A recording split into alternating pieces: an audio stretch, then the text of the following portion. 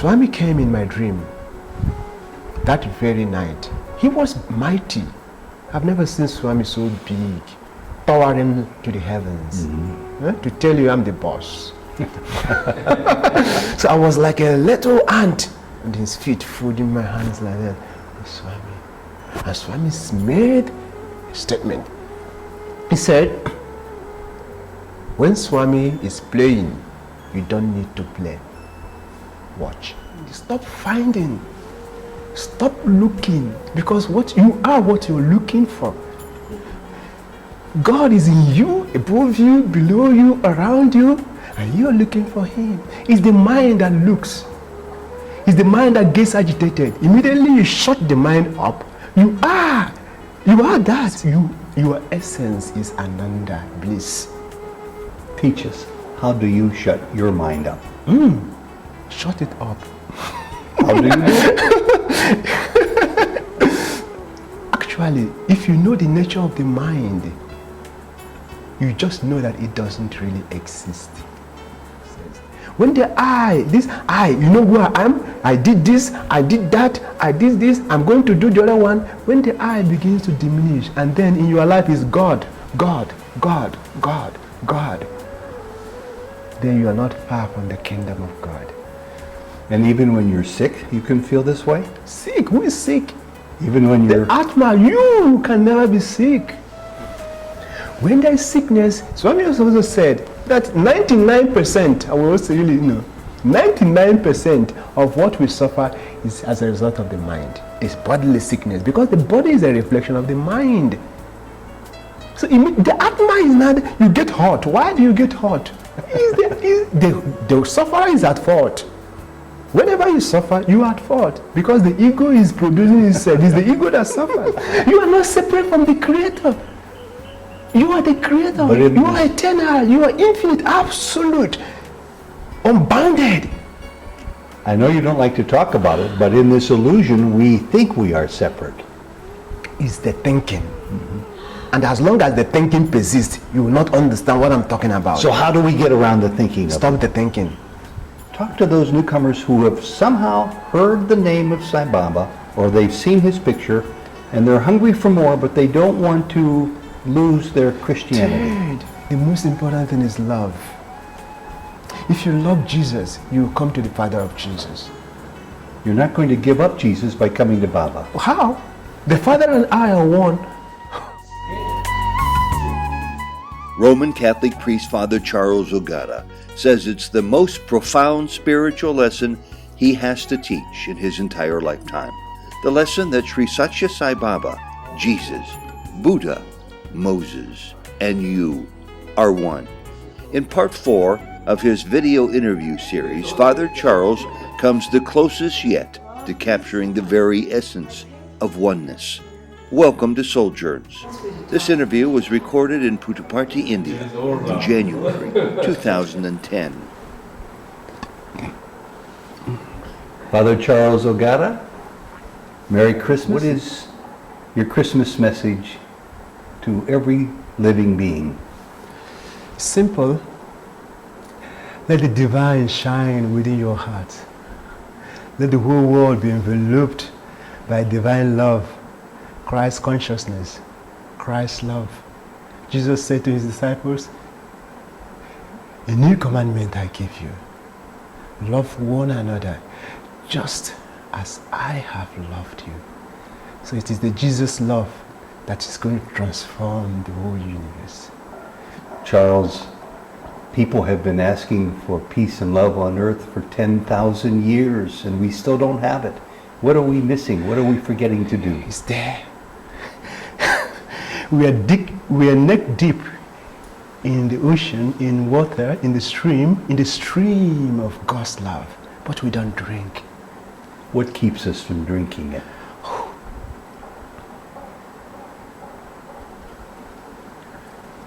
Ignorance, illusion, Maya, lack of discrimination.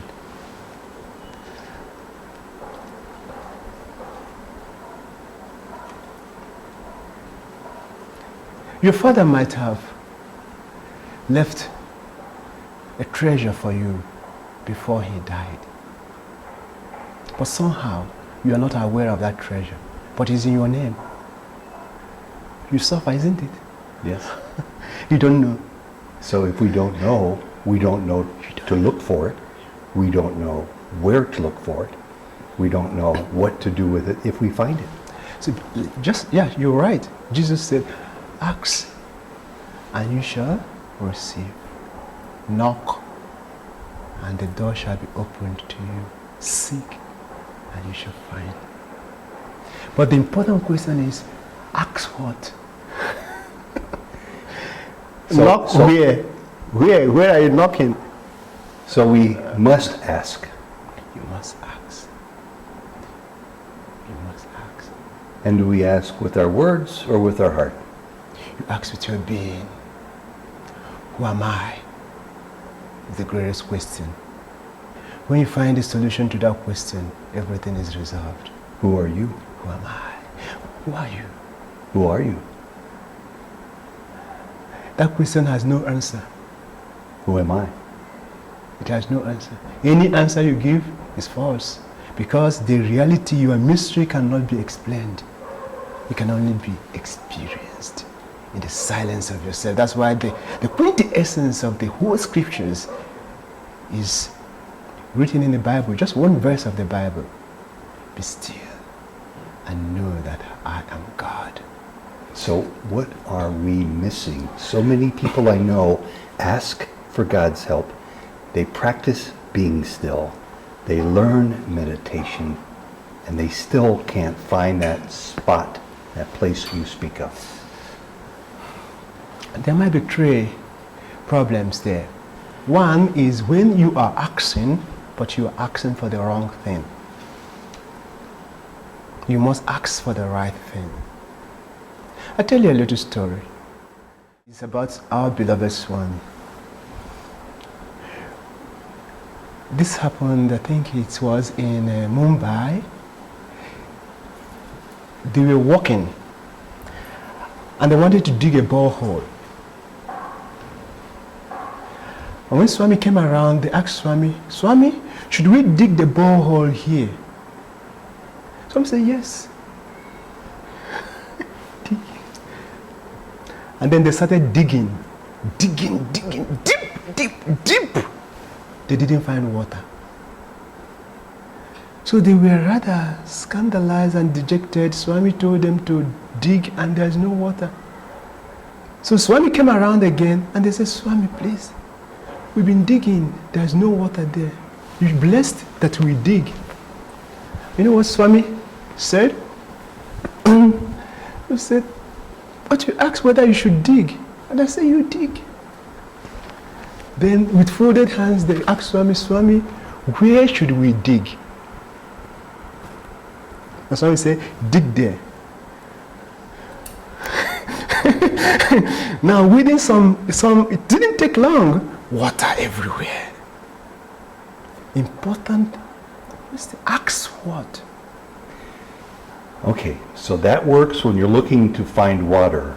What about when you're looking to find stillness? Yeah.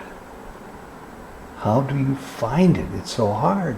You don't find. Stop finding. Stop looking. Because what you are, what you're looking for. God is in you, above you, below you, around you, and you're looking for Him. It's the mind that looks.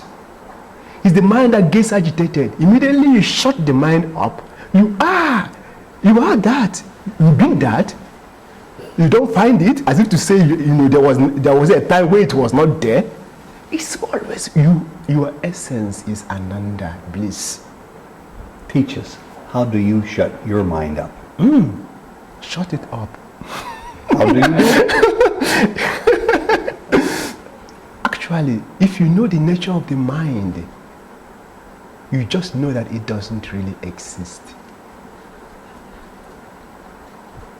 And all of this stuff that's generating. It's all very of this hard stuff. for those who have not tested the spirit to agree with this, that the mind is a reflection, an image. Okay? A reflection of a substance, of yourself. The mind is projecting you as images of yourself. And then you think that the image is real. No matter how you play with a doll lion, it will not give you the same experience as when you are playing with a live lion. That's the difference. And how do you shut the mind up? Be still. There's nothing easier than that. Just be. We are celebrating Christmas in the ashram of Bhagavan Sri Satya Sai Baba. Yeah. To somebody looking on from the outside, does that make sense? Is the world in its proper order to be celebrating Christmas, Christ Mass in Prashanti? That question is rather strange. Satya Sai Baba is the father of Jesus. So why wouldn't you celebrate the birthday of his son in his ashram? Yeah? People hearing that for the first time, Father, might say what? Yeah, it's mind-boggling, but it is the truth. Jesus always talks about his father, my father. Such intimate, close relationship with the father. And he calls the father Abba Father. You know?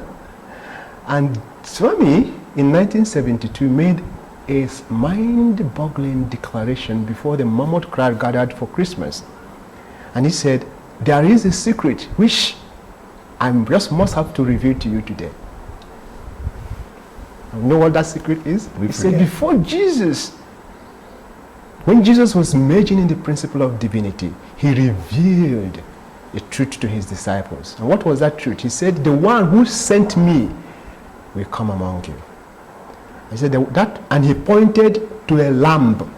Mark the significance of lamb. Jesus, the Lamb of God, is such a significant symbolism in Christianity. So he pointed to a lamb, and the lamb means Baba. And he says he is going to wear a robe dipped in red, and it's going to be short, and he's going to have a crown on his head. Jesus made these revelations, but Swami said that due to commentaries and heaps of writings, it has been distorted.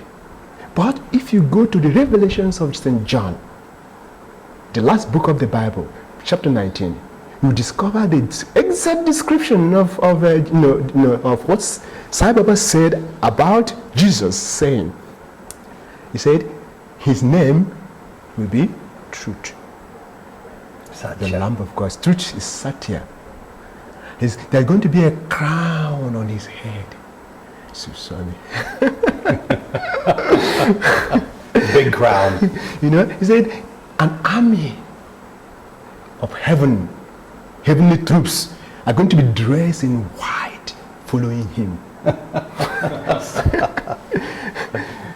So many exact description. And then he said his robe, he wears a robe dipped in blood. Same. So who is that? He's the Father of Jesus. He is here. It's not something that you can comprehend with the mind. The more you try to deal with it in the mind, it's the mind that distorts everything. The more you try to comprehend reality, especially the reality of God, which is the only reality that is, with the mind, the more you get confused. It's experience. It's the science of the self. It has a methodology. And if you follow that methodology step by step, you reach that experience which the sages and the saints have described without fault. So this video is going to be seen by people all over the world, we hope, including by young Catholics who love Jesus, who love the Holy Spirit, who love God the Father. And what can you tell them to make it a little easier for them to understand that the Father of Jesus is walking the earth today? Jesus said, no one comes to me except the Father draws him to myself. And the Father has also repeated the same statement, that no one comes here, even with 1,000 bulls attached to his waist, except I call. It's the grace of God. Nothing much we can do but to pray and to make, when your heart becomes pure, when you are not complicated, when there is love welling in your heart, you will naturally be drawn to divinity. Right? But when you are here, you know, the people who don't see are not those who don't have eyes. No, it is those who have refused to see. So talk for a minute, if you will, to those newcomers who are Christians. They might be Catholics, they may be Baptists, or they may be Presbyterians. Talk to those newcomers who have somehow heard the name of Sai Baba, or they've seen his picture, and they're hungry for more, but they don't want to lose their Christianity. Dude, the most important thing is love. If you love Jesus, you will come to the Father of Jesus. You're not going to give up Jesus by coming to Baba. How? The Father and I are one. What is the contradiction? There are no two. It is only when there is two that there is contradiction. Love Jesus sincerely. Then he will reveal everything. He said, everything I learned from the Father I have made known to you. Right? Love is the ingredient, is the most essential particle in our spiritual part. Right? So if they are newcomers, the only thing I tell them is love. Open up your heart. Go with your heart. Don't go with dogmas and theology and books and books. And they are going to confuse you. Because no matter how you try, well, by seeing the form of Swami, how will you tell he's God? It's not possible. Only God can see God. Even some of us here, we just believe it. So something that will happen is, he's not God again. So the answer of yesterday becomes the question of today. That's why you see bombs. Devotees are bumping. Mm-hmm. You know, something happens, something mind-boggling happens. Oh, he's God. But it's a thing of the mind. Something else happens. How can God do that? Huh? Right? But if you experience, it's a heart-to-heart connection. If you experience God, then do you know that God is beyond good and evil? God is beyond anything you can say that God is. There's no doubt. There's only mystery, love, joy, bliss. So should people who want to follow your advice and draw closer to God through Jesus, through the Father of Jesus, should they immediately drop everything and get on an airplane and fly to India? Oh, is that necessary? When God calls you, you said today. It is only when God calls you. But you're here. It is He who called me. I tell you the story. Okay, last time I came, I had problems coming here with, because of the visa. And when we came in June, actually, I told Swami, it's going to be a long time before I come again. In fact, I told him, Swami, I think I have, because I've been coming almost every year, sometimes twice, I think I have to now do some work my whole place. And you know what? I was given express visa. He gave me express visa without fee. the Deputy High Commissioner of India called me. Wow. And he made it very easy for you to come. He made me very easy, everything. So he brought me here. He brought you here. He brought all of us here. It is His will that brings us to Him, not our will. But it's not always important for people to come here and still be a good follower of Jesus and Sai Baba and God. Immediately you come to the Father, the reality of the Son will be made known to you. Because Jesus also said to His disciples, towards the end of His life, He told His disciples, I have so many things to tell you, but you can't bear them all now. The Spirit of truth is going to come. And when He comes, He's going to lead you to the complete truth. Spirit of truth again. Who is that Spirit of truth? Satya. He's come. What's this world going to look like in 11 or 12 years when, if what he says is true, his Sai Baba, his form goes away? Like that. Don't say that? He says it. He says he's going to live till 96. Okay.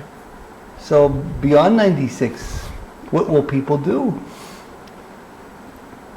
One thing I must tell you first is, you can never understand what God says. What if He lives today?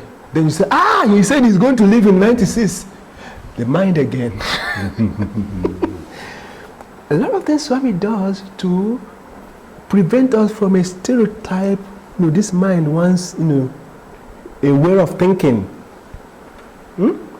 So, but the most important thing is that his mission cannot fail.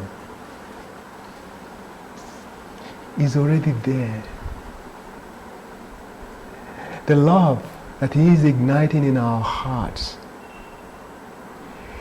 is mightier than the atomic force, than the force that keeps the galaxies revolving around the universe. When that love begins to expand, that is the golden age. That's the age of love, where brother does not need to say to brother, love your brother. Because love is you become a natural connection. It's there already. I saw you celebrate the Catholic Mass in Prashanti Nilayam at Christmas time 3 years ago. You seemed to reach an altered state. You seemed to go beyond your body. You seemed to be in bliss. You're going to be celebrating Mass here again in Sai Baba's ashram. Tell us about that experience for you. Is the union of the Father and the Son.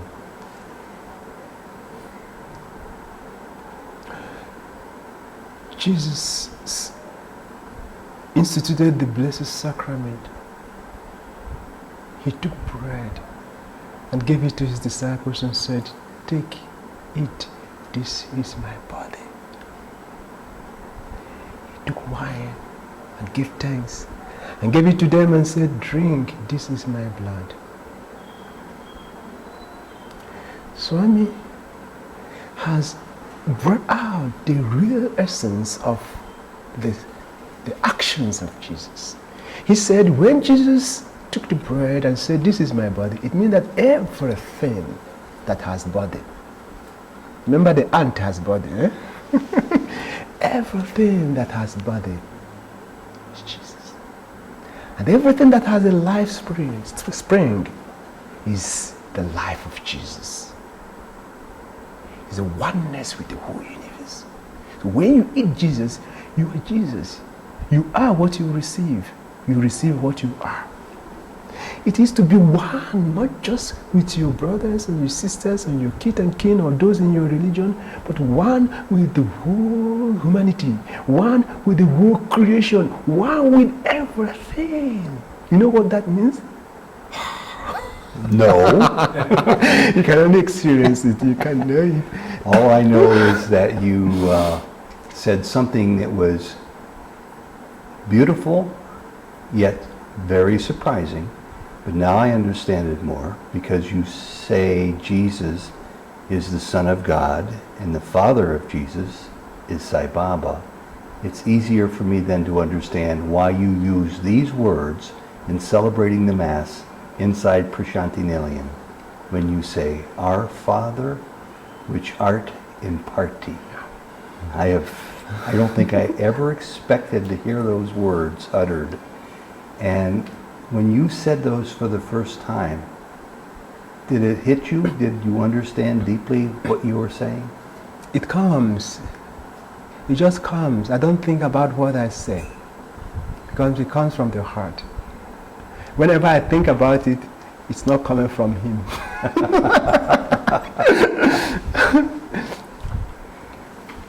And how happy do you believe Sai Baba is that you're able to do your Christian puja here in the land of India? He's the one that says do. You just be. Your duty is to be, not to be this or to be that. And you're right, he is the one who said do, because he gave you permission every year to celebrate the Mass in his house. He is the celebrant. He is the bread. He is everything. Right? You see, this is spirituality. You're asking me how to drop the mind. But I tell you, the root of the mind is the ego, the I. As long as there is this I recurring in your life, you cannot experience God. Jesus said you cannot serve both Mammon and God at the same time. Mammon is the world is the mind. So when the I begins to diminish, it is no longer I who lives, but Christ dwelling within me. St. Paul says, when the I, this I, you know who I am? I did this, I did that, I did this, I'm going to do the other one. When the I begins to diminish, and then in your life is God, God, God, God, God, then you are not far from the kingdom of God. And even when you're sick, you can feel this way? Sick? Who is sick? Even when you're... The Atma, you can never be sick. Even when you're in fear of something, you can be this way? You can never... When there is fear, it's the mind. When there is sickness, Swami also said that 99%, I will also really know, 99% of what we suffer is as a result of the mind. It's bodily sickness, because the body is a reflection of the mind. So the Atma is not, you get hot. Why do you get hot? The sufferer is at fault. Whenever you suffer, you are at fault, because the ego is producing itself. It's the ego that suffers. I get hot all the time. Yeah, a little example. Have you ever had a toothache? Yes. Oh. How was that? It hurt. It hurts. Bad one. Huh? You can't eat, isn't it? Yes. All your mind will be in your mouth, isn't it? Now you never know that there's a set of teeth in your mouth, isn't it? Now, this toothache you had, what is the cause of the pain? The body. It's the eye. Because you focus your concentration on it? It's the eye. When the eye is there, there's pain. When the eye is not there, there's no pain. All of a sudden you take tablets. Even the toothache won't also allow you to sleep. Then you take sleeping tablet to dull yourself into sleep, isn't it? Mm-hmm. And then all of a sudden you are off. What happens? You forget yourself. Immediately there's no I in deep sleep. The pain goes. So you're saying when somebody experiences physical pain, the cure is to forget themselves? No. You can't just do it like that when the pain comes. It's a part of spirituality. Gradual part. But you need forget self. Self, I mean, is the little self, the ego, which is the reflection of the big self. You call it self because it's a reflection. It looks like the original. That's why you call it self. When you see your image, you say, that is myself. It's the image.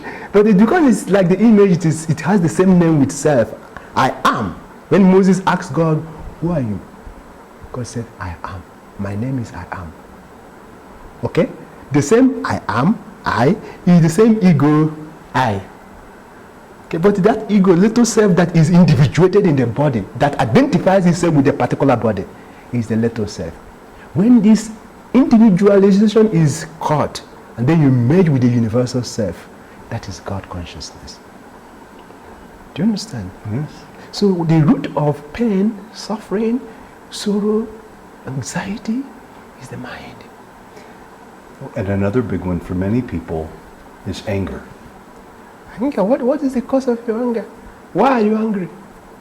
I guess people might say it's because they feel they're not being treated fairly. Who are they? When you are everything. It's the sense of separation. Right? You say, okay, your wife, you go and take his money. You don't feel your money is lost, isn't it so? Huh? Okay, another person goes and takes it. So he has stolen the money, right? Because you feel one with Shirdi, but you don't feel one with the other person. Really right? good. So it is this sense of separation that brings all the trouble. And what is the cause of that sense of separation? Is the I. I am American, I am African, I am tall, I am rich, you are poor. It's the I that separates you from yourself. So immediately that I goes, you just discover that you are the one dancing in every heart. And when that happens, where is the anger? Huh? When you are the ocean, somebody comes and takes a cup of water. Where is the anger? You don't even know, that's not no lost. But when you limit yourself, when the self becomes selfish, then little thing irritates you. Expand, expand, expand. Let's get back to your declaration that Sai Baba it's his declaration too, that he is the Father of Jesus. You see, this is really... This is big for funny. most people seeing this who don't know much about Sai Baba. What do you plan to do with this information? Plan? Yeah. I don't plan. Swami has always shattered all my plans. So leave him. What do you wish to do with this information? He is the one doing. You think you do? Who is the doer? God is the doer. This information might not reach anyone. Before something happens, so many other things must have happened to make it happen. Right? In other words, you had to be an open vessel for this to happen. You had to be willing and... I. Do nothing. When I say do nothing, is the greatest thing to do. Don't have that sense you are the one doing. Do your duty. And God will... Look at the sun. Are you the one making it to revolve? Have you ever thought about it? We don't ever think about these things. The sun is shining now. Who is making it shine? Without it shining, can this thing video me? Right? Do you understand what I'm talking about? Be still. So does this mean you never get upset or disappointed or angry? Oh, that question is not a good question. Whenever I get angry, I know it's the mind. I say, the mind, okay, you can get angry, but just know that you are not the boss. Okay? You have to be aware. Okay? This awareness grows. And there will be a time when the ego begins to diminish, that you are just awareness itself, consciousness itself. And you suffered one of the greatest pains anybody can ever suffer. In pain, you come in again. I tell you the story. The second time I came, when I went back to Lagos, something happened. I was ejected from the church. In Nigeria. In Nigeria. It's a long story which I don't want to say here, but one thing happened. Because everything was taken, even my passport, because they don't want me to go to India again. They have to take my passport so that I'm saved from going to hell. They love me also. They do. Okay? They really But do. they think of you as being a naughty boy. And not really a naughty boy. I mean, they want to save me from petition. Okay. And I appreciate that love. I appreciate it. Swami came in my dream that very night. He was mighty. I've never seen Swami so big, towering to the heavens. To tell you I'm the boss. So I was like a little ant and his feet folding my hands like that. Swami. And Swami made a statement. He said, when Swami is playing, you don't need to play. Watch. He's the greatest, watch. Which means one, he's the one playing. And if he's the one playing, he's the one in the heart of the one that is playing. Right? So Swami, so you are the one doing all these things, and I haven't even loved you in them. And immediately the sense of sorrow began to dwindle. To see God. Even Jesus said, love your enemy. Krishna said, be alike to both friend and foe. They are saying the same thing. Right? When you love is a power that transforms, that uplifts, that turns hurt into something very sweet. By the way, you don't need to suffer, Do you know that? Why would you want to suffer? Nobody wants to suffer. Even the ant doesn't want to suffer, isn't it so? Because your very nature is ananda, it's bliss. Then if I tell you what to do in order not to suffer, you say no. Isn't it? I know, though, that certain tests that hit people cause them to suffer more than other tests. For example, this past year, recently, your mother died. Very, very young. Very much, she was not sick. She died suddenly. You were there, and I'm sure you were very grateful to be there in Nigeria at the time to be close to her within days of her death. But death for anybody of a loved one is very, very painful. How do you get through that by relying on your faith? The secret of life is hidden in death. Explain. Does it need explanation? You need to die then. So I'll find out soon. You know? Yes. My mother was an embodiment of love. You know, when Swami says mother, the love that is most akin to divine love is mother's love. If you've not experienced mother's love, you will not understand what Swami says. And when Swami says that I have the love of 1,000 mothers, if you've not experienced mother's love, you will not know what he's talking about. And when the scriptures say that even if the mother abandons the baby in her arms, I will never abandon you. Mm-hmm. You will not experience. If you've not experienced the love of a mother, you will not understand what Swami is talking about. You know, my mother has been very close to me. In fact, she is a divine saint. She is not just a mother, but she's also a friend, one of my closest friends, confidant. Because, for example, when I had the troubles, not troubles in quote, okay? Because actually, you can bear it, but it's harder for you to bear it when you see your loved ones suffer. Even God said, touch not my devotees. You can do anything to me, okay? But when you touch my devotees, huh? Right? Swami was crying when Gita died. Huh? Yes. It's not because of death. His mother.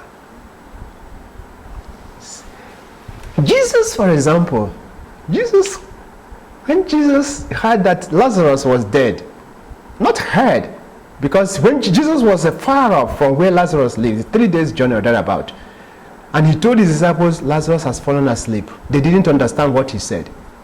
But he continued his walk until Lazarus was in the grave for how many days? I think 3 days or what? Or 4 days? 3 days. Then he said, we have to go. Then while they were going, Martha ran out. Lazarus' mother. No, not Lazarus' brother. Okay, brother. Martha or Mary went to Jesus and said, Master, if you had been here, my brother could not have died. And she was sobbing. Right? And the shortest verse in the Bible, and Jesus wept. Jesus wept. Why? Because of Lazarus' death? No. He wept because Martha was weeping. It's a heart-to-heart connection. It's love flowing. It's not a weep of sorrow. They are not tears of sorrow, but tears of love, tears of divine union. So, maybe I've dripped a little bit, but no, my mom,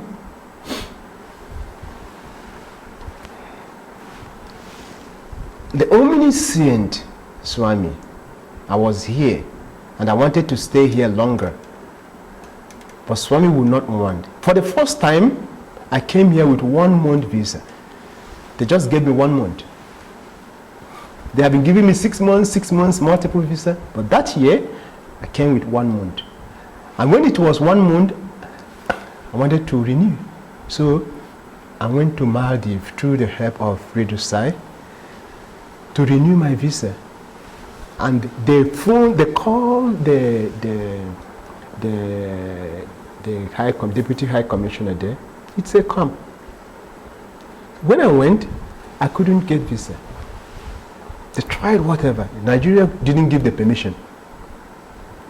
I tried again. They said apply maybe for 6 weeks or 7 weeks. I applied. It was refused again.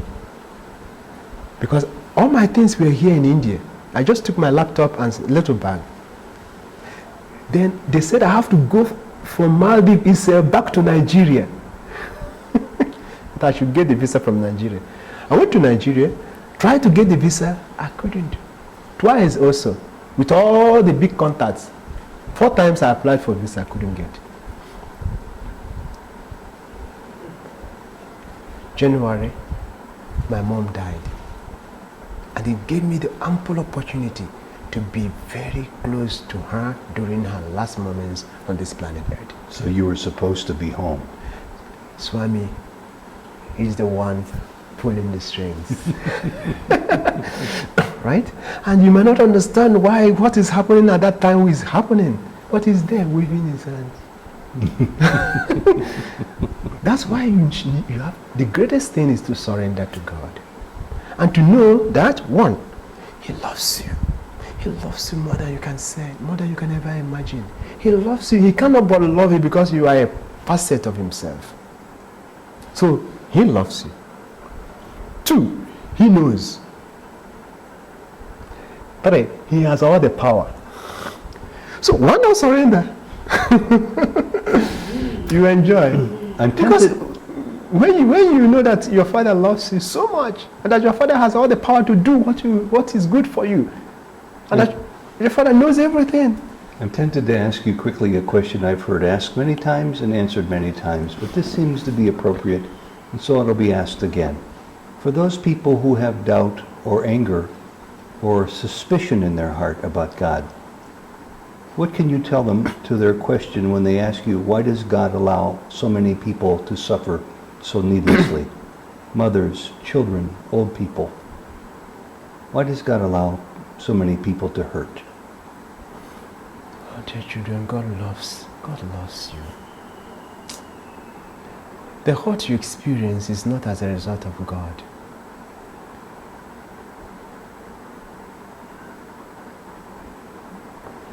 It's not as a result of God. Jesus said, for example, I'm there knocking, I'm there waiting, knocking at your heart, patiently knocking. Because God can't force you. It's His integrity. He's knocking, asking to open your heart. Come to me. All you who are heavy laden and burdened, I will give you rest. I'll give you peace. Come, come, come. So when we suffer, normally what happens is that when we suffer, we try to do like Adam and Eve. It's in our nature. We point hands. It is Eve. It is the woman you gave me that is the cause. Then when God asked the woman says, it is the snake. Then if God has asked the snake will say, it is, the mind is always leading us away from the source of our solutions. But if we shut off, from saying it is this person causing my suffering, it is the other person causing my, and go into ourselves, all the sufferings will disappear. Not only will you heal yourself, you will heal everyone. Do you understand? Mm-hmm. Because I tell you, some people are under the burden of guilt, under the burden of suppression, castigation, rejection. But whatever you reject comes back double.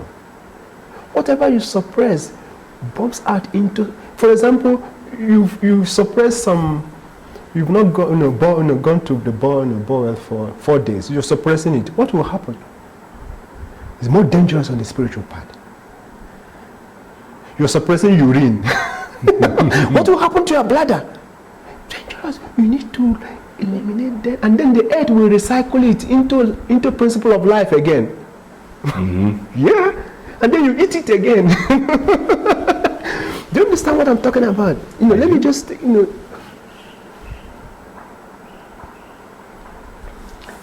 accept. That's the first. Accept. Accept the present. Tell Lord, I accept this present moment. Everything that is in it, I accept. Okay? From there, transformation will begin. From there, surrender. From there, you will not remember pain again. Because when you surrender to God, God will now carry you. God will take away everything.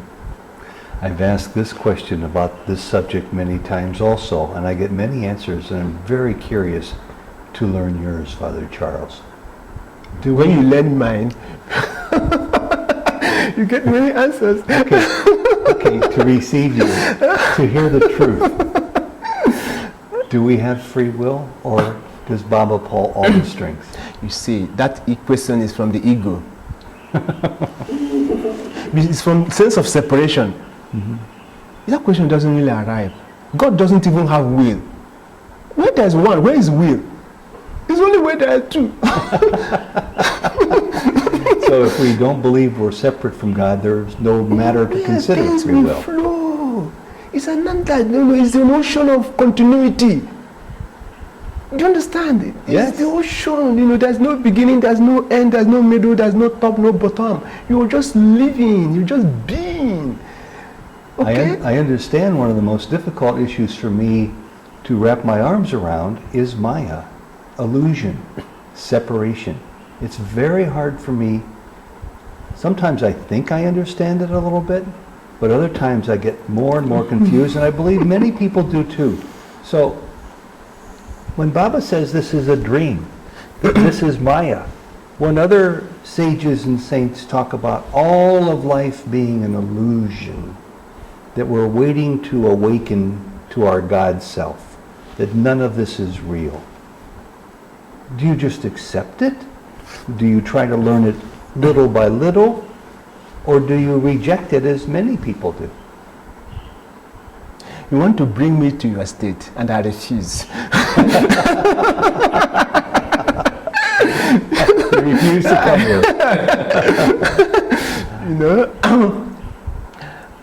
This is a big issue. See, This is a big matter. it's big because you say it's big. It's not big for you. There is nothing. There's nothing there. You see the ocean. See the ocean and the waves. You see the ocean and the wave. What's the difference? They're the same. Yeah. I hope this answer is not going to lead to another question later on. The wave is a small version of the ocean. But actually, the wave does not exist. Right? Does the ocean exist? It's the ocean. It's the ocean. I see. Do you understand? Yes. The waves come and pass. When you are seeing the ocean, you are not seeing this particular water twice. You cannot see a particular water. It's always flowing. But within that flow, there is a stillness. So you can't separate the world from God and say the world is Maya and God is also illusion.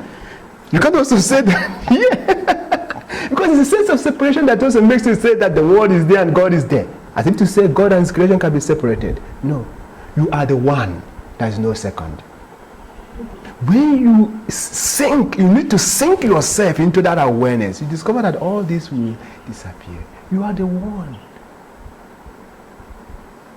Easier said than done. No, it is the mind that says easier. That's the mind. The mind makes things complicated. The mind is 2, 3, 4, 5. But Baba, the Creator gave us our minds. Who is the creator? You put the creator there, but you are the creator. Why did I give myself a Because mind? you are projecting it right now.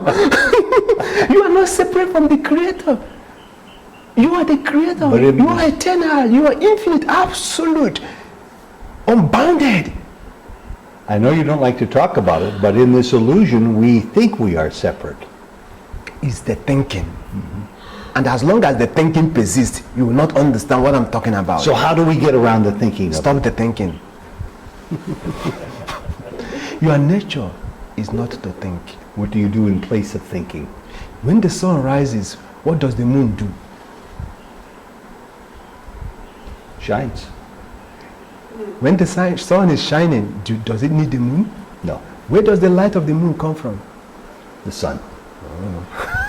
So the mind is not really real in the actual sense of the word. Its energy is derived from the self, but it parades itself as the self. That's ego. You understand?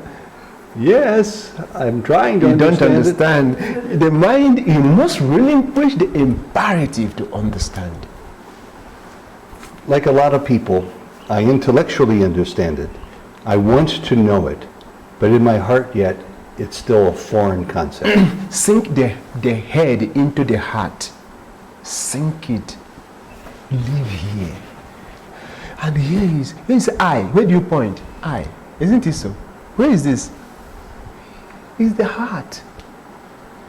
When that I is in the heart, there's no thinking. There's being. There's no becoming. You are. Father Charles, you are a young man. Am I? My body might be young. What would you like to do with the rest of your life as long as this body lives? Another question. I don't know. You have no desires? Dead. You have no agenda, no plans? Let me ask you. You know that tea which I gave to you? Yes. So many things have come together to make it happen. Do you know what it took for them to produce that teacup? Right? Lots of work. It's dating back to antiquity. People who have gone to school, done research for that thing to be like that. And all the industries that have to be built for this cup to be produced. And how is it bought? How is this cup here? Do I even know? Without that cup, could you have drank your tea? So if that cup is missing, you have every other thing, but that cup is missing. Could you have drank your tea? No. We are not in control. You might say, this is what I want to do, this is what I want to do, this is what I want to do. It's all mind. Be. So many things I wanted to do in the past never came true. So why want? When what will happen. Why not want when what will not happen? The best is to be. And allow the force that controls the whole universe to direct you, because you are part and parcel of the universe. You are not separate from the universe. And you cannot be separate from that force that controls the universe. As we wind down to the conclusion of this particular talk, I would like you to do the impossible and to summarize in several minutes your intention to share some of these concepts with others around the world, especially the concept of I am, of Advaita, of divine oneness. Why is that so important to you? And why is it that so few people understand it? You know, it's a very hard concept. Hard in the sense that the mind has been, humanity has trained its mind to be very hard. So when you say somebody less thinking, and then even no thinking, it's too much. Okay? And to know that the I am is the seed of everything that is. So the only thing I can say is that the I am will take care of himself. Well, is that sufficient for us to understand what's going to happen? I don't know anything. And this is the truth. I don't know anything. What I know is what will happen. And when the fruit is ripe, it will fall. Isn't it so? Huh? When the fruit is ripe, it will fall. You are cooking rice. Huh? Do you bring down the rice before it is done? Everything has time.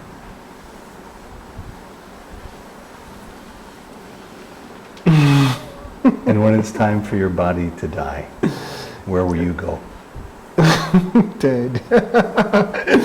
Where is the going? Where is the coming? Where will you be? Where? There is no up, there is no down, there is no inside, there is no outside. The I am is everywhere. In fact, everywhere is in the I am. So there is no going for the I am. It does not bother you? Death? Death? Death is not real. It's the mind that dies, actually. It's the ego. The ego is not real. This is the same thing we're talking about again. Death is not real. Death is not the opposite of life. Life is, you just come in, exit, the wave. Emanating from the womb of silence, merging back in the womb of silence, in the tomb of silence. The last 5 minutes are yours. I will shut my mouth. And you say anything you want or nothing at all. I will not turn off the camera until 5 minutes. The greatest thing in our lives is love.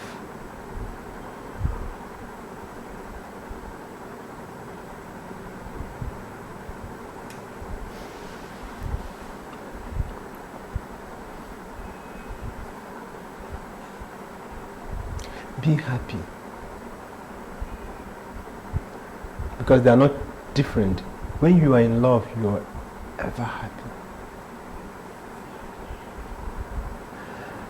And what does it take to be happy? Nothing. It's your greatest possession, your greatest treasure. The self is Ananda, is bliss itself. Be happy. And it is in that state of being that everything is attracted to you.